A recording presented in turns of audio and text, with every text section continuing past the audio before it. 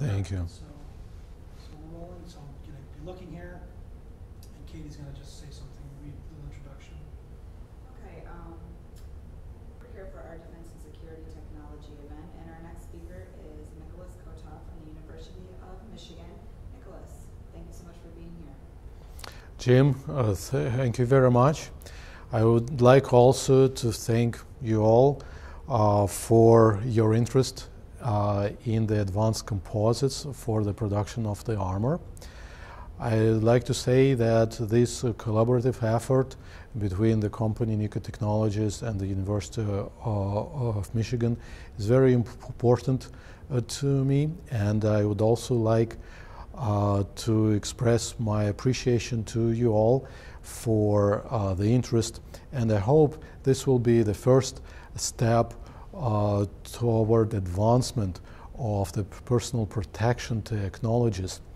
And this presentation might be the essential for improving the communication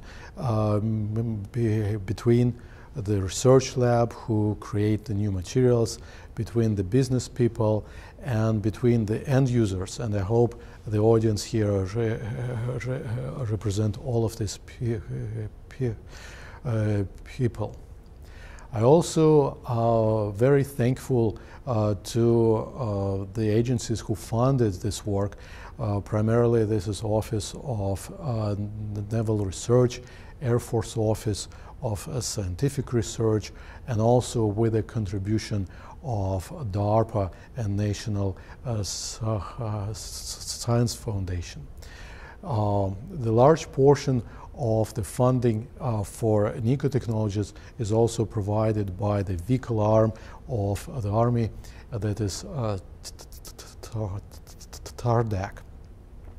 The history of the armor materials is very long, and yet with the threat levels increasing, this kind of materials and this kind of technologies do increase their importance and relevance every day as well. There are three types of armors which are the most relevant for advanced composite materials. These are the soft ballistic armor, transparent armor, and the blast armor. If we want to identify the basic challenge for all of them, that would be the question how to retain the strength and reduce the mass of the armor. In the end, it leads to the need to create a new type of materials which absorb the maximum amount of the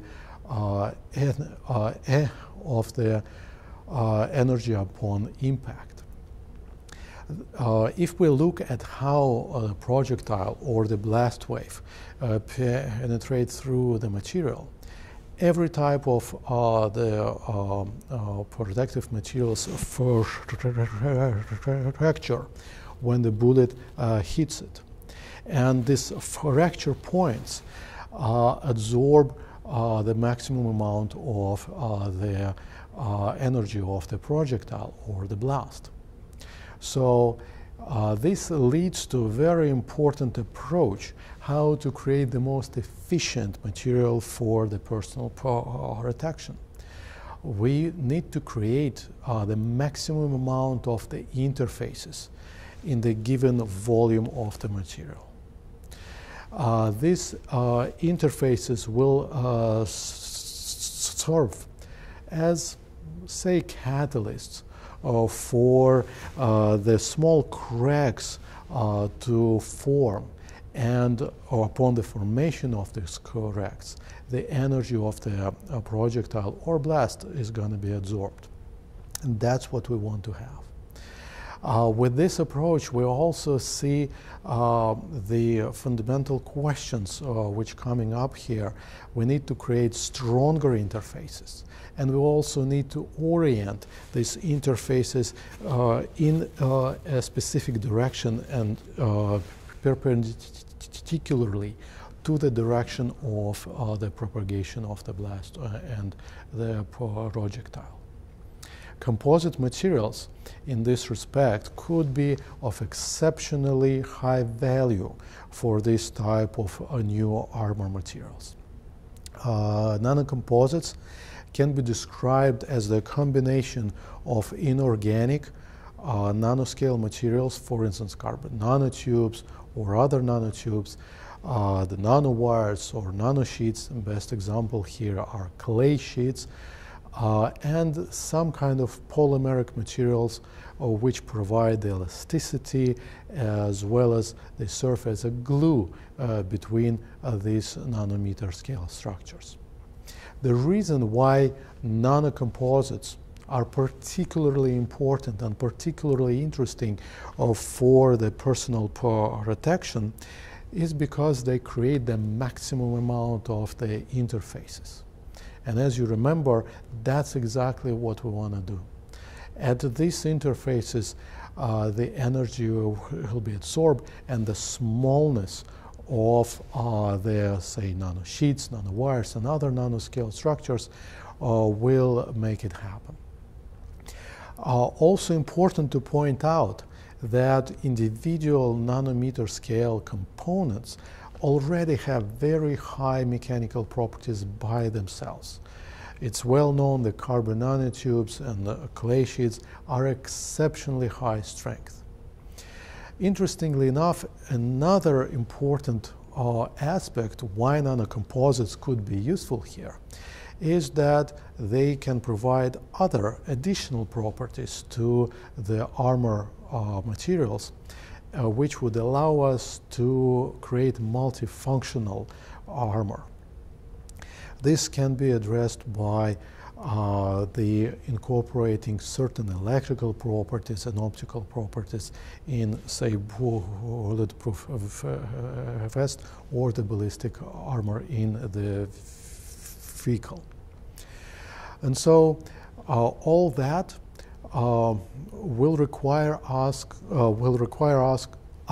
to ask the questions why the traditional composites are not very suitable for the development of efficient personal protection. Unfortunately, a lot of the traditional composite materials are actually made from microscale structures, microscale fibers. They perform quite well, but I think we can actually improve on that, reducing the dimensions of the fibers to the nanometer scale, and again, this will improve the dissipation of the energy in the material. There are plenty of nanocomposites. They are used in the automotive industry and in the aviation industry, and some of them, of course, are used in military applications as well. But if we evaluate quite honestly their properties, they're not as good as the well-known polymeric ultra-strong materials, for instance, Kevlar or Spectra or Dyneema and the others. And one of the reasons why it is the case, and the reasons why these materials did not deliver what they had been expected, is their preparation techniques. Methods of production of these nanocomposites are actually pretty old. It's often extrusion and other traditional methods of materials processing which are not suitable for them. The temperature and environmental resilience of these materials needs to be improved quite a bit as well. And so all that leads us to identifying several fundamental challenges in the composite armor. So we need to develop a new type of the manufacturing that can transfer the strength of individual nanowires or nanosheets or any other nanocomposite blocks from the nanometer scale into the macro scale. This is a big challenge. We also need to increase the amount of this nanometer scale ultra-strong structures in the volume of the material, and that allows us to improve the mechanical properties as well. We also need to be thoughtful about how to combine the nanometer scale structures with micrometer scale features and geometry of the armor materials in order to optimize the deformation upon impact. It's also need to point out that a lot of properties, a lot of processes which occur at high rate deformation for blast and bullet penetration are well known. All these fundamental properties, all these fundamental challenges and all these problems which we just discussed before behoove us to develop a new kind of manufacturing techniques for the preparation of ultra-strong materials based on nanoscale composites. And so we thought about it for quite a while, how to do that. These challenges are not easy to overcome, and many people had tried to develop these composites which would result in high performance materials. The inspiration for the idea how we can use these nanoscale structures in the composites came actually from the structure of mother of pearl, which is also known as nacre. It acts as a protection, as the shield for many marine organisms. And the structure of nacre is also quite interesting and peculiar. It's made from the sheets of inorganic materials, which are combined with thin sheets which acts as a glue and made from organic materials. And so that kind of structure provides exceptionally high mechanical properties, high toughness and high strength to mother of pearl, and eventually serves very well to these organisms. And so the method of production in sea or for these animals for this kind of materials is actually a development of inorganic sheets and the organic sheets layer by layer. And by using this as inspiration, we also thought about how we can reproduce that kind of technique in industry, and we came up with the development of the layer-by-layer assembly of composites. It's based on the former technique used for polyelectrolytes, and idea of the technique is quite easy.